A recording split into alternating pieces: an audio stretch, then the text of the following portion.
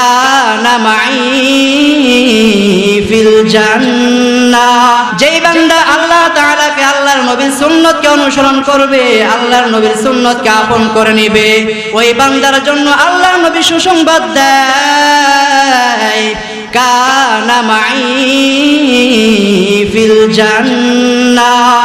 এরে মানুষেরা, যদি আমার সুন্নতকে আপন করে নাও, তাহলে আপন করার কারণে তুমি আমার সাথে জান্নাতে চলে যাইবা। আল্লাহর এক সাহাবী বেলাল রাদিয়াল্লাহু তাআলা আনহু মদিনার মসজিদে আযান দেয়। হঠাৎ করে কানে এসে গেছে মদিনাওয়ালা নবী নাই। মদিনাওয়ালা নবী যদি জমিনে না থাকে, তাহলে আমার আযান দিয়ে কোনো লাভ নাই। আমি এখন উহুদের ময়দানে দৌড়াইতেছে বেলাল। এবার বেলালকে আওয়াজ দিয়া কয়, যেই বেলাল যদি আযান না দেয়, মদিনার মসজিদে ফজরের আযান যদি না দেয়, ফজর সময়টা সকাল হবে না। এরে বেলাল, আযানটা দিয়া তারপরে যাও। বলে, আমি যেই নবীর জন্য পাগল, ওই নবী যদি জমিনে না থাকে, আমার কণ্ঠে আর আযান হবে না। তোমরা বিদায় হও, আমার নবীর সন্ধান দাও। এক পর্যায়ে নবীর সন্ধান পায় গেছে। এবার আল্লাহর নবীকে দেখে ওই মহিলা আনসারী আওয়াজ দিয়া কয়, আপনার সন্ধান করতে যাইয়া আমি আমার বাবাকে হারাইছি, আমার মাকে হারাইলাম, আমি আমার ভাইকে হারাইছি, একমাত্র স্বামী ছিল তাকেও আমি হারায় ফেলছি।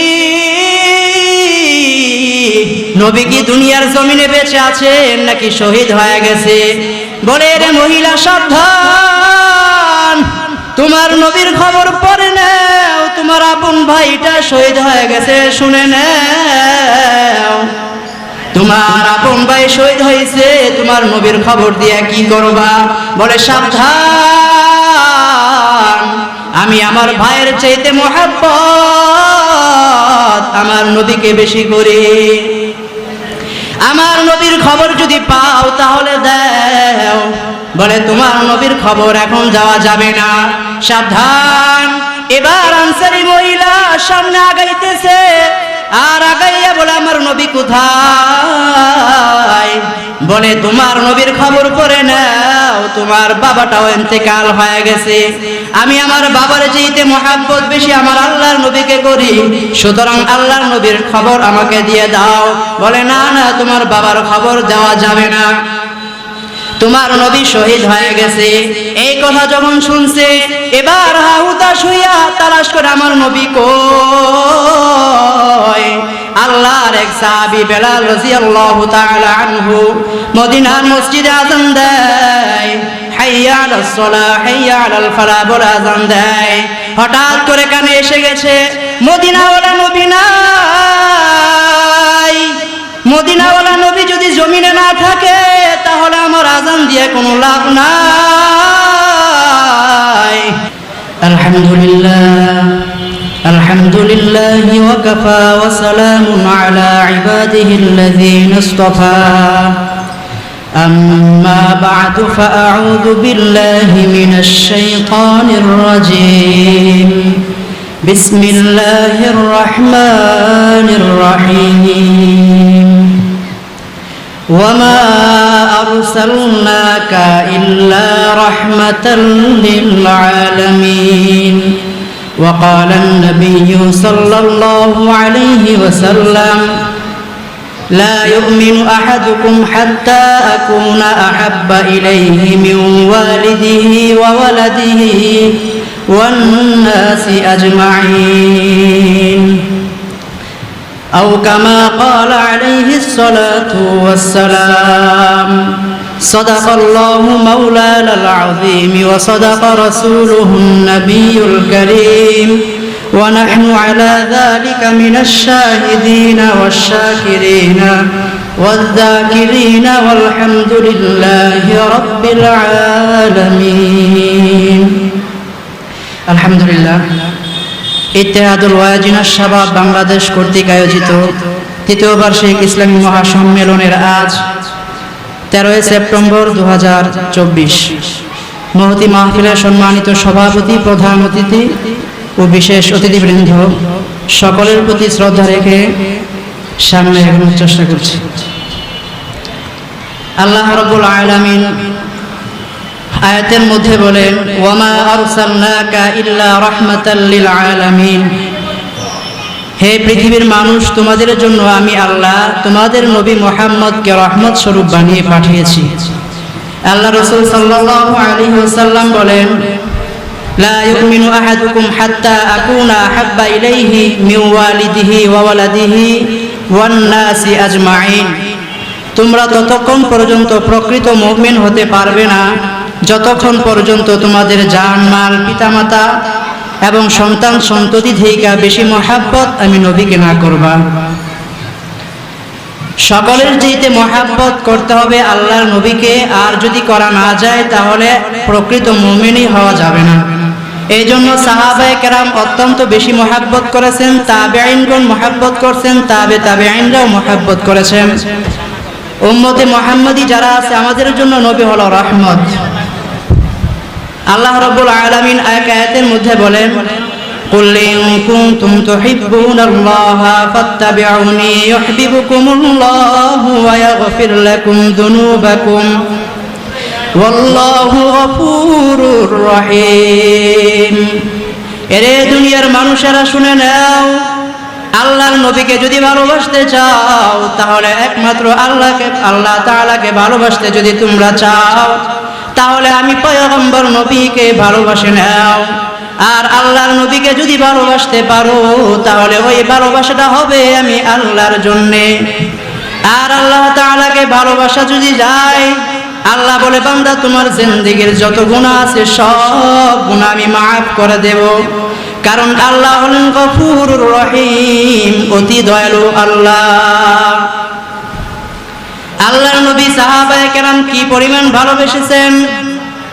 উহুদের ময়দানে যখন শহীদ হয়েছেন অসংখ্য মানুষ সাহাবায়ে কেরাম, একদিকে প্রায় 70 জন সাহাবা শহীদ হয়েছেন, অপরদিকে একটা গুজব ছড়াইয়ে দিয়েছেন যে উহুদের জমিনের মধ্যে আমার আপনার নবী মুহাম্মদ ইন্তেকাল করেছে, শহীদ হয়ে গেছে। এই খবরটা যখন গুজবটা ছড়িয়ে গেছে, মদিনার অলিগলিতে যত মানুষ সব পাগল পারা হয়ে গেছে। সবাই পাগল পারা হয়ে বলে, আমার নবী কই, নবীর কি হালাত, এই গুজব কি সত্য না মিথ্যা, নবী বিদায় হয়ে গেছে। যদি আমার আপনার নবী বিদায় হয়ে যায়, দুনিয়ার জমিন থেকে যদি বিদায় হয়ে যায়, তাহলে আমরা সাহাবা দুনিয়ার জমিনে থেকে কোনো সার্থকতা নাই। কেন নাই? যেই নবীর জন্য আমরা সবাই মুসলমান হতে পেরেছি, বেঈমান ছিলাম, ওই নবীর জন্য আল্লাহর পথে আসতে পারছি, ওই নবী যদি দুনিয়ার জমিনে না থাকে দুনিয়ায় থেকে কোনো লাভ নাই। মদিনার অলিগলিতে মানুষগুলো বের হয়ে গেছে। একদিকে এক মহিলা আনসারী সাহাবী বের হইয়া বলে, আমার নবী কোথায়, এলাকার মানুষ শুনে নাও। এলাকার মানুষ এবার আওয়াজ দিয়ে কয়, তোমার নবী শহীদ হয়েছে না বেঁচে আছে খবর করে নাও, আগে খবর নাও, তোমার স্বামী উহুদের ময়দানে শহীদ হয়ে গেছে। মহিলা আনসারী বলতেছে, রে সাবধান, আমাকে আমার স্বামীর খবর দিবা না, আমি আমার স্বামীর চাইতে মহাব্বত বেশি আল্লাহর নবীকে করি, সুতরাং আমার নবীর খবরটা শোনায়া দাও। বলে, না না, তোমার নবীর খবর তো এখন জানা যাবে না। সামনে আবার আগায় গেছে, আগাইয়া বলতেছে, আমার নবীর কি খবর, নবী কি দুনিয়ার জমিনে বেঁচে আছে নাকি শহীদ হয়ে গেছে? বলে, রে মহিলা সাবধান, তোমার নবীর খবর পড়ে নাও, তোমার আপন ভাইটা শহীদ হয়ে গেছে শুনে নাও। তোমার আপন ভাই শহীদ হয়েছে, তোমার নবীর খবর দিয়া কি করবা? বলে, সাবধান, আমি আমার ভাইয়ের চাইতে মহাব্বত আমার নবীকে বেশি করি। আমার নবীর খবর যদি পাও তাহলে দাও।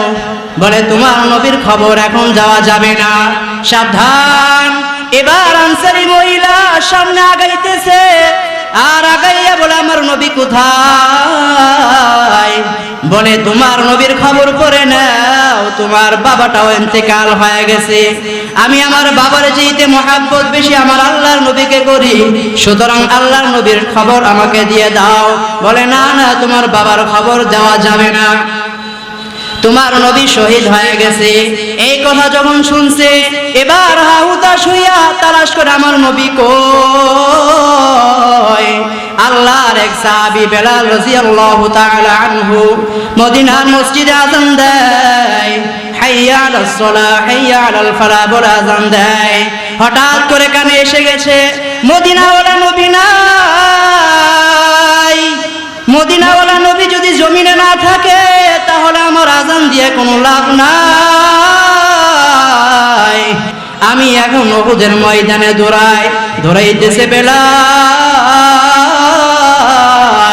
এবার বেলালকে আওয়াজ দিয়া কয়, যেই বেলাল যদি আযান না দেয়, মদিনার মসজিদে ফজরের আযান যদি না দেয়, ফজর সময়টা সকাল হবে না।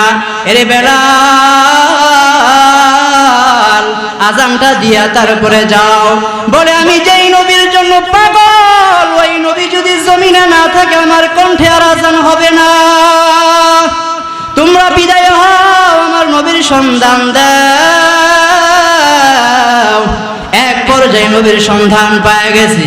এবার আল্লাহর নবীকে দেখে ওই মহিলা আনসারী আওয়াজ দিয়া কয়, আপনার সন্ধান করতে যাইয়া আমি আমার বাবাকে হারাইছি, আমার মাকে হারাইলাম, আমি আমার ভাইকে হারাইছি, একমাত্র স্বামী ছিল তাকেও আমি হারায় ফেলছি।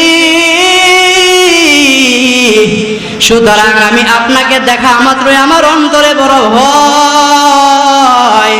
যদি আমার বাবা মার কথা, স্বামীর কথা শুই না এদিক সেদিক চইলা যাইতাম, তাহলে আমি কিয়ামতে কি জবাব দিতাম? আমি তো আপনাকে অনেক বেশি মহব্বত করি। এই জন্য এবার নবী করিম সাল্লাল্লাহু আলাইহি ওয়াসাল্লাম বলেন, এরে যুবকেরা, এলাকার মানুষ শুনে নাও, মান আহাব্বা সুন্নতি ফাকাদ আহাব্বানি ওয়া মান কানা মাই ফিল জান্নাহ। যেই বান্দা আল্লাহ তাআলাকে, আল্লাহর নবীর সুন্নতকে অনুসরণ করবে, আল্লাহর নবীর সুন্নতকে আপন করে নেবে, ওই বান্দার জন্য আল্লাহর নবী সুসংবাদ দেয়, কানা মাই ফিল জান্নাহ। এরে মানুষেরা, যদি আমার সুন্নতকে আপন করে নাও, তাহলে আপন করার কারণে তুমি আমার সাথে জান্নাতে চলে যাইবা। এই জন্য কে কে আল্লাহর নবীর সুন্নতকে আপন কইরা, নবীর আদর্শকে গলায় জড়াইয়া কে কে রাজি আছে আল্লাহর নবীর আদর্শ মানতে?